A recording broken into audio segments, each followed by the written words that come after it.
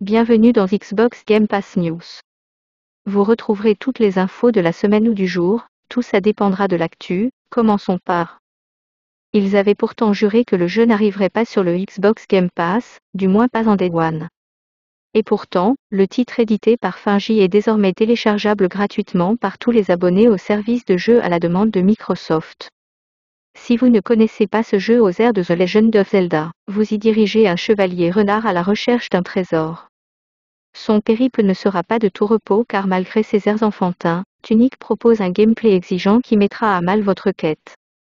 Le id@Xbox Showcase organisé conjointement par Microsoft et la chaîne Twitch Gaming a débuté fort en annonçant l'arrivée de Tunic en Day One sur le Xbox Game Pass.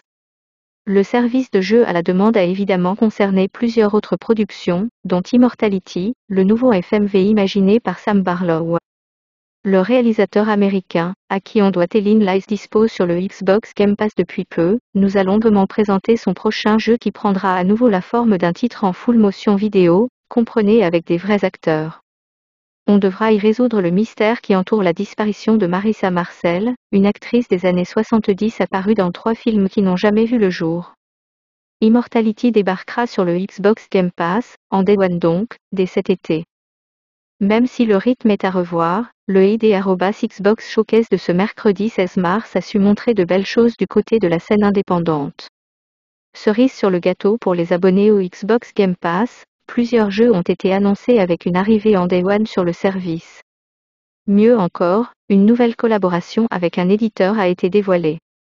Après Humble Game, c'est au tour de Fellow Traveler de devenir un partenaire privilégié de Microsoft sur les mois à venir. Ce sont 4 nouveaux jeux qui débarqueront donc en Day One sur le service de jeu à la demande, dont Paradise Killer qui est déjà disponible, et Kraken Academy qui débarquera la semaine prochaine. Plus tard, ce seront Citizen Sleeper et Beacon qui intégreront également le catalogue du Xbox Game Pass. Pour nous faire une première idée de ces jeux, une vidéo récapitulative est également disponible. C'est désormais officiel, le Xbox Game Pass accueillera Sniper Elite 5 dès le 26 mai prochain. On rappelle que le titre toujours en développement chez les Britanniques de Rebellion arrivera en Day One sur le service de jeu à la demande. Une excellente nouvelle pour les joueurs qui attendent cet épisode qui prendra place en France. C'est Just for Game qui distribuera le jeu en France avec une édition physique au programme. Le titre sera jouable à 2 en coopération en ligne, tandis qu'un mode compétitif pouvant accueillir 16 joueurs sera également disponible. À noter qu'un Season Pass est déjà prévu, avec 2 missions inédites, de nouvelles armes.